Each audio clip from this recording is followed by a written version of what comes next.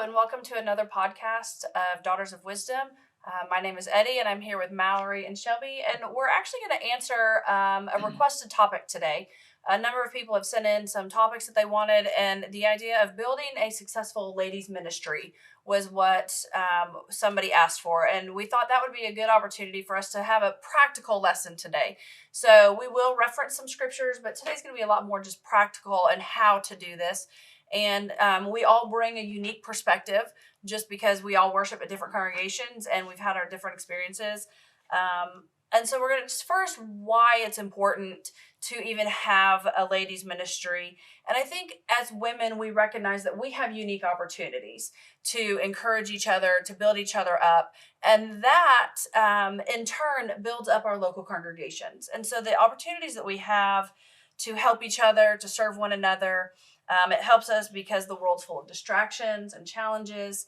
And having a successful ladies ministry is key because you can have a ministry for women and it not be successful. And so we want to look at the ways we can be successful because of the benefits, facilitating spiritual growth, encouraging Christian sisters to draw close together, getting together and helping encourage throughout the week when it's been a long week.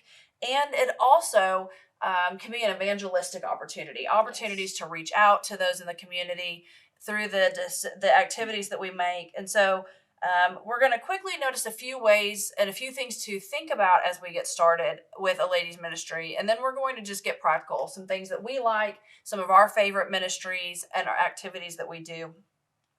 The first thing I thought of is that you need to know your ladies and to do your research on people. And yes, research what you're going to do, but research your people. Get to know who you have in your congregation because everybody's different and everybody has different strengths and weaknesses and things that they can and can't do. So think about the age of your members. Think about the financial situation they might be in. Think about their proximity to the activity.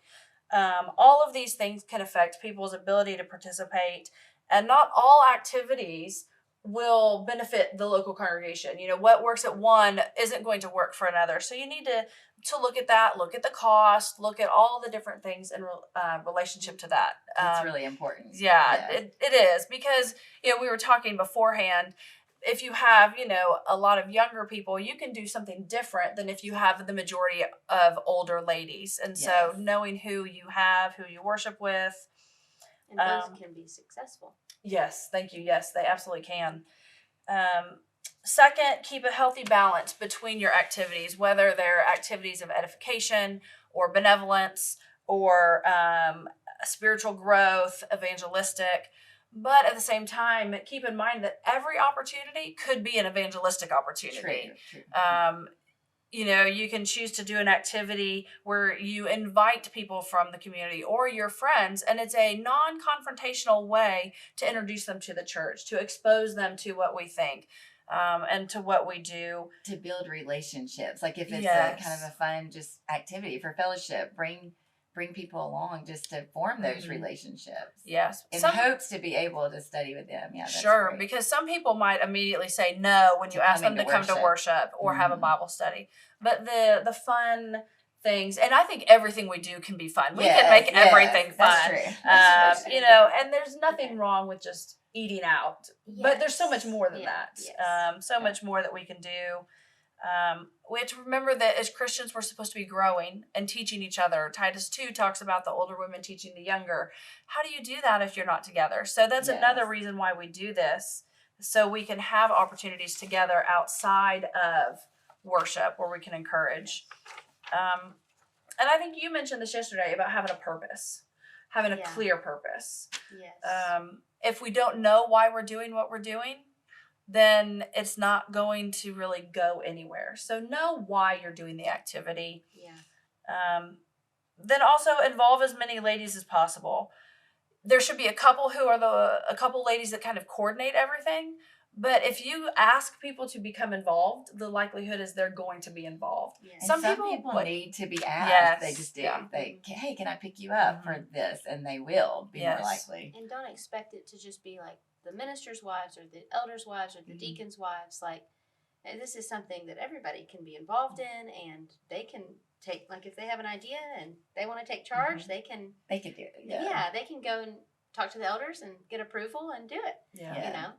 I was thinking about that because when we started doing more ladies' activities and things at Collierville, where I worship, we started letting a different lady sign up for each month. So that way they could plan something, and it gives variety to what we do, and it allows for everybody to feel like they've participated, not that they just show up, but it also keeps the same people from always doing that work. And it kind of spreads out the workload. And it probably adds some variety to, you know, the personality that's leading it or coming up with Yes, the idea. yes. It'll reach out to different groups of ladies, you know, like the crafters or the ones that like to be active outside, or you know, whatever the plan is. Yeah, for sure. The idea of burnout, it's so easy to have burnout, so it keeps people from feeling burned out. Because the last thing we want is our ministries that we start to just dwindle off. With that, don't be afraid to try something new. What didn't work years ago may work now because there's a shift in the membership. So maybe the average age of the membership is coming down so you can do more things, or maybe your membership is growing older so you have to shift and accommodate. So just don't be afraid to also try anything new. We have that with Tumkit, just a committee. It's a ladies committee that changes who's on it. Like it changes each year. And so that's good.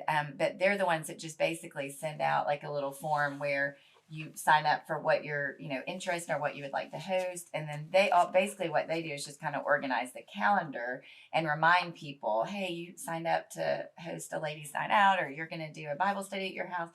But it rotates. He's on that committee too. It rotates. So that helps with that, with the burnout. Sometimes in ladies' ministries, you know, one or two people will be in charge and they want to kind of control everything that goes on in a ladies' ministry, and that can be kind of discouraging. Yes. To then eventually they'll burn out or they'll become bitter about, oh, I just do everything, and then the ones around them might feel like, well, I tried to get involved, but they don't really seem to want help, you know. Yes. And so if you let people sign up for different months or different activities, and then the ones on the committee are basically just saying, remember, you're gonna. It will definitely be way more successful that way. Yeah, I think so, for sure. We've seen that. And, you know, I think people will be surprised by how many start to involve themselves because now they have a voice. You know, when people feel like they have no say in what's going on, they kind of just feel left out. But when they have the opportunity, it just pulls everybody together. Yeah, the last thing real quick is to be consistent, because when we're consistent and we look at having a set schedule, people are able to plan around that, and you're not taking somebody by surprise that here comes an event.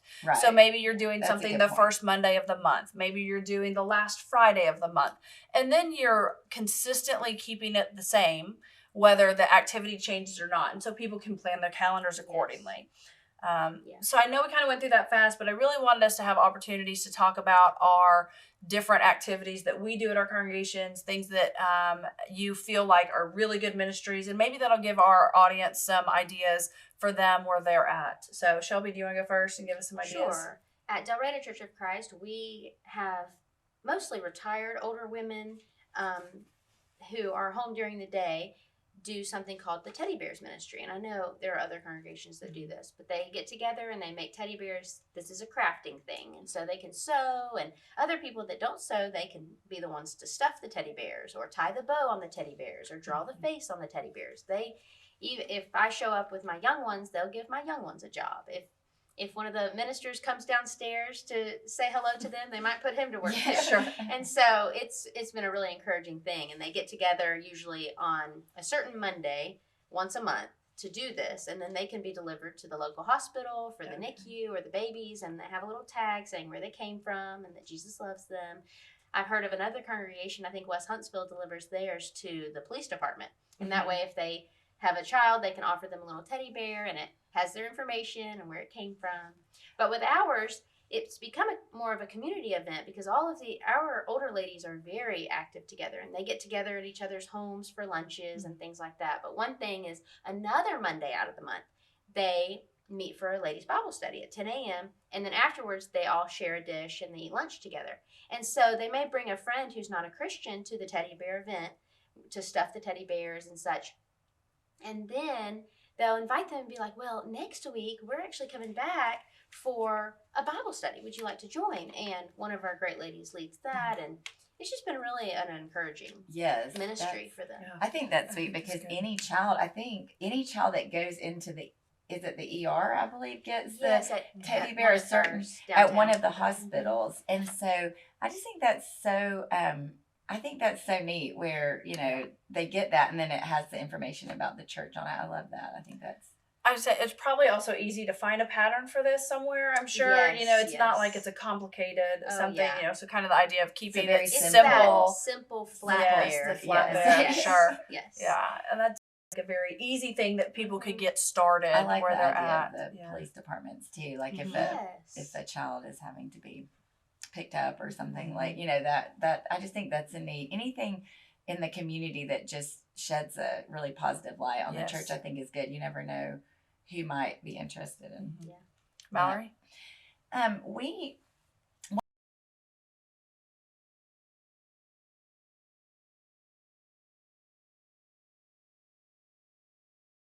shut in, and I love that. I love that sometimes we, if you look at the list of, widows or shut-ins, you might get a little bit overwhelmed. Sometimes not. I mean, you should be kind of checking on all of them, but when it comes down to this is our widow that we can take care of, I think that is that's a good program. I love anything that combines the ages. You were talking about Titus too, like the younger and the older. Even a ladies' game night where you would have maybe even the teenage girls could host. And we've done this where it's boys and girls host it for the older people, but you could even make it a ladies thing where the teenage girls plan a game night and they invite the older ladies. And I love to see, to play. I love to see anything that integrates the different ages. To that, we do the youth group girls. We always do a widows brunch or lunch on around Valentine's Day for the widows. And that's another thing that they that kind of combines both of them together. I like that, the combining of the ages, because I think it's so easy, especially in larger congregations, to see where we're splitting off the young ones and the preteens, and then your teens, and then your middle age, and then the older, and they don't always. We can learn so much from just building that relationship and with the mentors. The church is supposed to be together, and so dividing up actually causes us to not join together like we ought to. It's so dangerous. Then you'll keep making the same mistakes. Like it's kind of nice when an older lady takes me under her wing, then I won't make the mistake she made. That's the help and the wisdom that they have. Yes. As I was thinking about this, I was also thinking about how at Collierville, because of some things we had going on, we started with smaller things, just a monthly thing. And it may be that somebody is at a congregation where you can't start a big ministry right off. Right. Getting ladies used to doing something once a month helps them then say, hey, actually there is benefit. I know we've had Thursday morning Bible class, and that was meant for the community. And it was just an open Bible study. It was advertised in the different places. Having just some kind of an open discussion where it doesn't feel like it's closed off and comfortable, whether maybe you choose to go do it at a coffee shop or somewhere where people feel like they're on neutral territory again. As another way to reach out is finding the opportunities where it's an open and neutral setting. I thought about that as that's good. That is really good. Where my parents worship at 6th Avenue in Jasper, they do a Monday meals that I love, where they've divided the ladies into groups. And so each group, I think, might prepare once a month, but on Mondays they plan the meal. And they bring it to the building and they put it in to-go boxes. And then they have people, you may have some people that cook, some people that put together, you can have some people that deliver. And they deliver every Monday to really people in need in the congregation. It could be the sick or someone that had surgery or a shut-in. But also, you could take a meal. It could be a neighbor that really needs a meal. That it could be an outreach. And they've seen that sometimes the families, or it could be families or neighbors or caregivers of these people, have been really encouraged and really just impressed, I guess, and encouraged by seeing that the members bringing those meals once a week. that's just kind of an organized way to just meet, take food. Sometimes taking food, it's hard to figure out how to, how to organize that. And so that's just something that's a regular every Monday. There's a group of ladies behind the scenes that are feeding people in need each Monday. And then the freezer meals, you were talking about, that's such a neat idea. Yes. So the freezer meals, you would, same kind of thing, but make them and then stick them in the freezer. And so we have some at Delreta Church of Christ where you might make a big casserole, but then put them in smaller containers so that, this widow really, needs a meal today and needs a little pick-me-up. And so you can just pop in at the church building and grab something out of the freezer. I love that. And go take her just that little plate. Or you have a 9x13 casserole of baked ziti just ready in the freezer, and you can take it home and prepare it and add a side or a bag of salad or some rolls. I really like that. And then take that, like if there's an emergency and you don't and have time to cook. Do people, are there just some people that make the casserole? Yes. Do they have a day where they make them together, or do people just make it and bring it to put in? Originally, they may have to stock the freezer at the beginning, but now it's like, okay, I'm making a baked ziti for my family already. I'm going to make 2 and take one and put it up in the church building on their own. And so people, whoever can, they have kind of a list of, okay, these ladies stock the freezer and these ladies check the freezer and make sure there's things available. Does that change, like kind of like the committee? Do the people rotate who's over it? Kind of like a food team of sorts? There is a food team, and it's pretty large, but on a yearly basis, the one in charge will change. Okay. But for the full year, that lady or 2 or 3 ladies, I think, are kind of in charge, and they might send a group text out and be like, hey, the freezer's running low, to a mass group of ladies. Please stock it, What's interesting is, as I'm listening to this, we're talking about things that are meeting the needs physically of people. Yeah. And when you think about Jesus and his ministry and outreach, he met the needs of those that had physical needs as he was meeting spiritual needs. And I think that's interesting that our ideas so far are also talking about meeting a physical need. And maybe that's something we need to think about when we're looking at opportunities is, what is a physical need that we can meet for someone that also then opens the door? And sometimes those physical needs will be our own members who have physical needs, and sometimes it's the community, the bears at the hospital, or for the police to hand out. I know some congregations do like backpack ministries where you fill a backpack of supplies, or school things for teachers or whatever. Just another way to meet a need for somebody. And these are all things that I think any ladies group could get involved with. Easy to go out and maybe Google it. How do I start a backpack ministry and fill the backpacks, or reach out to your schools? Anything that you enjoy doing, you could do with a sister. Yes. And so that is the neat thing. And you get close. I was thinking, those ladies that are getting together on Monday nights, I can't imagine how close they are. Yes. They probably have become best of friends. Getting together on Mondays and preparing those meals, and then doing the to-go boxes and writing with each other to deliver those to-go boxes. Building relationships that are and that goes such a long so way. important. So maybe if you're feeling alone in your congregation, wherever you are, start up a ladies ministry, or grab a friend and be like, hey, I really like to craft. Would you like to host a little painting night? And we were all at Wetumpka, we do a crafting on Saturdays, and ladies will come and you can always think of how to make that into and then invite your neighbor friend or a mom friend at the park. Hey, tonight we're going to get together and paint, and leave the children at home with the dads. If you want to come, and then the next Wednesday they can join you for Bible study. Well, and I think with the crafts too, there are ways to also include some Bible conversation along the way. You're not just crafting; you're getting together and making things. That's what you were talking about, where somebody. There's a congregation in Knoxville that does that, and and it's another older teaching the younger type of thing. But they'll take turns. One lady might do like a flower arrangement at her house and have them all over. And as she's talking about this flower arrangement, she is doing a devotional as she adds each flower, And that one is where someone is teaching something, right? That one's like you're teaching how to do like the floral, and then she's doing a Devo too. So people, different ladies will teach. And then the younger one might take a turn and, okay, I'm going to teach all of you how to make a bracelet, and then do a Devo.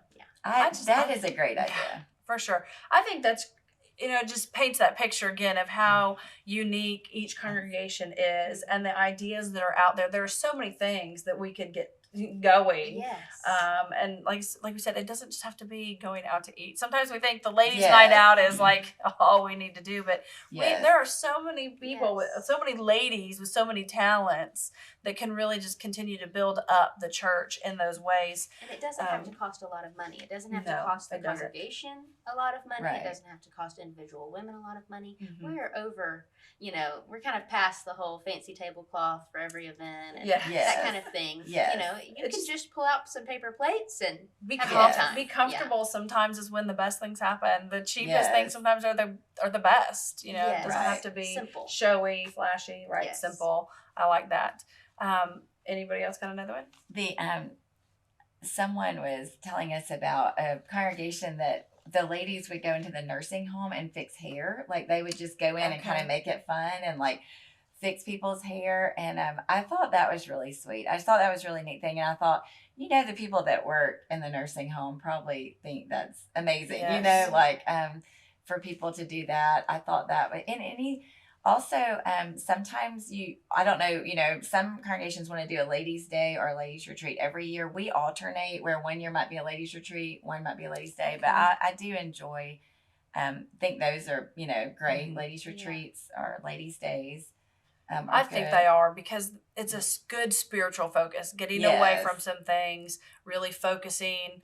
As we were talking about some things at Collierville, one of the ladies was talking about how she just feels about the benefit of a ladies' retreat and ladies' events, because she said, how can you help minister to your ladies if you don't know them? And you're talking about how the ones that get together for the meals, preparing it, they get to know each other.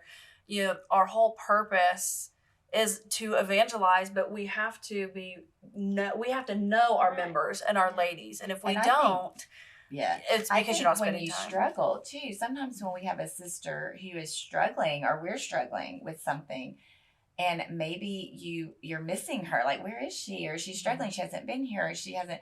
I just think if you don't have a relationship, it's hard. I just think sometimes helping each other through hard times, too, like if you've had that relationship with them, it really helps in hard times, helping them, or if you have to go to them over a hard spiritual issue, or if there's problems with sin. I just think people respond so much better if you have a relationship with people, trying to include people. And I think there's just something, it's really a great talent for the women who can kind of see other people's talents and maybe what jobs they might be good at, and how I just think it's neat when like some ladies I've known in congregations could plug in like, hey, someone that maybe wouldn't have volunteered to do something, like, you would be great for this. Would you like to come and do this? I'll pick you up, and then get them involved. I think it's great when people look to see maybe which ladies aren't as involved and like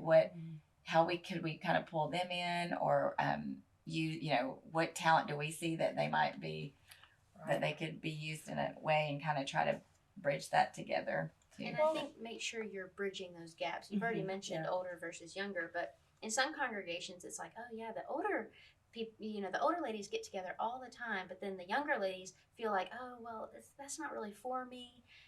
It is for you. Yeah, you'd be surprised. Yes, they would love to have you. Get involved. Bring a friend, especially to those younger ones, maybe that have just graduated college. Maybe you're not married. You don't have young children of your own, and you're looking for a place to connect and to build those relationships. Show up to the ladies ministry thing, even if you feel like it's just a bunch of old ladies, or vice versa. And I think if you're an older lady, look at younger women and remember, like when we have 4 children, when they were small, we did not live in the same town with grandparents. And I remember thinking, I just need to go to Walmart and make a big grocery bill. But I did not want to ask someone, like I didn't really want to ask someone to come watch my kids, even though I knew people would. So sometimes I think when you're older, say, hey, is there a day that I could just come play with your kids or do something with them so you could get some things done?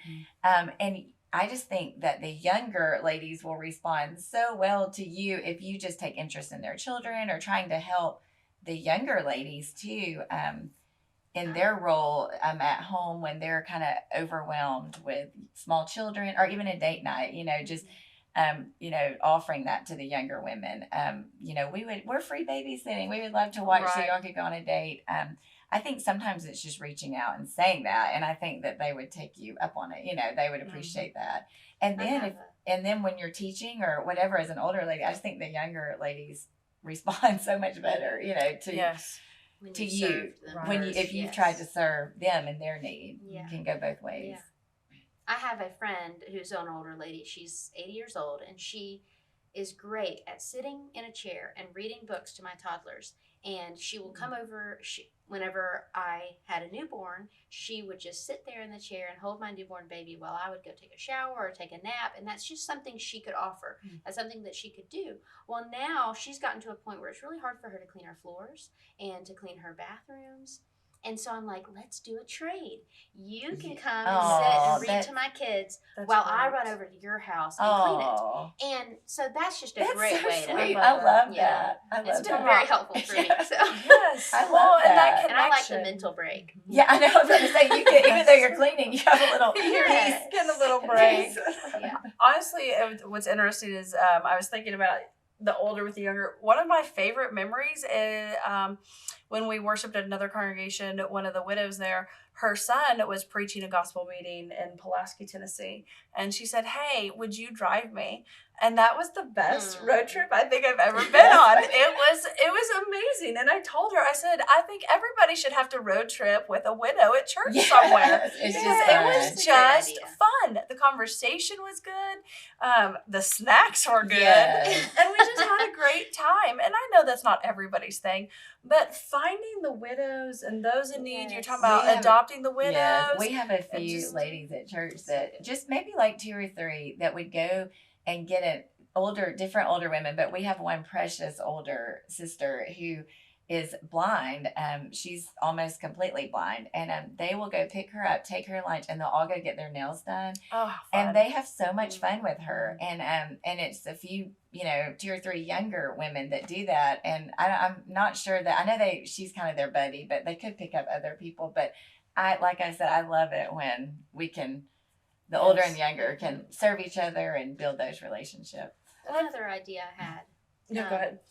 Is about the military base near us. So if you have a congregation that's close to the military base, we have so many moms at our local military base that are home by themselves on base in hours or maybe even a country away from any kind of family, and they're keeping usually young children is what I'm finding out, and their husbands are sometimes being shipped off to like South Korea or somewhere, or they may not even be there at the time, but they're at least at work all day. And one thing is offering a night of babysitting for these military moms where they can go to the grocery store by themselves, like something to help them. But they are seeking a ladies' Bible study during the day, anything. Like they are they're like, they go to all the VBSs in town, every single one of them. They go to all the local moms' Bible study groups if there's childcare, especially. And so another way to use your college students or your teenagers or something, in between their college classes, they can usually jump over and be like, yes, I can keep kids for an hour upstairs while y'all are having your Bible study. And I just didn't know about that being a ministry with the military families. So that's good. As we kind of wrap up, something for those that are listening, I hope they've picked up on, you can start as small as you need to. You talking about your friend who's the widow reading. That is something that could start small and grow into a larger ministry of the adopting a widow. Right. So regardless of who you are and what size congregation you have, find just a small way. And once that's going, you'd be surprised at how it grows into something larger. And there's so many benefits from all of these ideas. The biggest one being the growth of the membership together, the ladies growing closer together, encouraging each other. There's verses in Proverbs that talk about a friend loves at all times and a friend is closer than a brother. Our Christian family should be the closest family that we have, and we can encourage our women and our ladies at our congregations through these events. I think it's just a good thing. I think it was a great question that was asked. I appreciate all of the practical. We hope that it's been helpful for you guys, and that if you're looking to start a ladies ministry, that these are some ideas for you as you get started.